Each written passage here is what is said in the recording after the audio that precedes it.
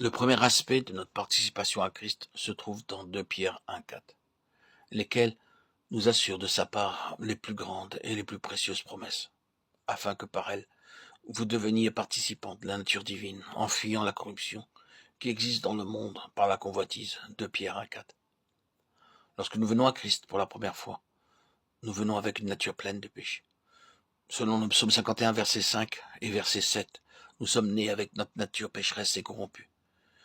Mais acceptant notre Seigneur Jésus-Christ comme notre Sauveur, notre vieille nature pécheresse et mauvaise est crucifiée avec le Seigneur Jésus, et par la puissance de sa résurrection, nous sommes rendus participants d'une nature nouvelle, d'une nature divine. Selon Romains 6,5, nous sommes devenus une même plante avec Christ dans sa mort. Mais en même temps, nous sommes aussi devenus une même plante avec lui dans sa résurrection. En effet, si nous sommes devenus une même plante avec lui par la conformité à sa mort, nous le serons aussi par la conformité à sa résurrection. Romains 6,5. Cette expression « devenir une même plante » renferme la même pensée que celle d'une greffe. De nos jours, les meilleures qualités de fruits sont obtenues au moyen des greffes. Les arbres qui jusqu'alors ont produit des fruits trop petits et aigres sont amenés par ce moyen à porter des fruits délicieux. Aux Indes, par le moyen de la greffe, on produit désormais toutes sortes de fruits, des pommes, des pêches, des poires, des oranges, et beaucoup d'autres encore. J'ai vu moi-même des arbres qui produisaient des petits fruits aigres, de mauvaise qualité, qui, après avoir subi une greffe, produisent des fruits beaux et succulents. On effectue tout d'abord une entaille dans laquelle on introduit une branche d'un autre arbre. Ainsi, quelquefois, dans un temps très court, 2 ou 3 ans, la nature de l'arbre est complètement changée. Les branches changent, les fleurs changent, les feuilles, les fruits, tout change. L'apôtre Paul utilise dans Romains 6 le même terme de greffe pour dire que nous avons été plantés en Christ, dans la conformité à sa mort. Ainsi, par la puissance de la mort du Seigneur Jésus, nous sommes amenés progressivement, lentement, à mourir totalement en ce qui concerne notre vieille nature.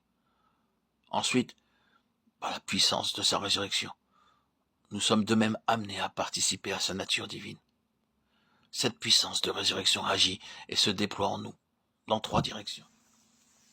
En premier lieu, par la puissance de sa résurrection, nous devenons justes devant Dieu, lequel a été livré pour nos offenses et est ressuscité pour notre justification. Romains 4, 25.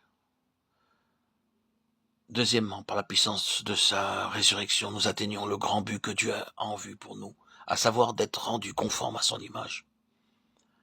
Ce n'est pas que j'ai déjà remporté le prix ou que j'ai déjà atteint la perfection, mais je cours pour tâcher de le saisir, puisque moi aussi j'ai été saisi par Jésus-Christ.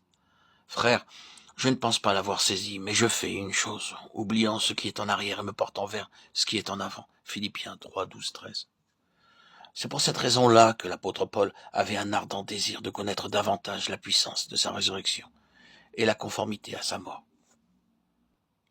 Ayant ce but en vue, l'apôtre était prêt à endurer n'importe quelle épreuve pour parvenir à cette destination.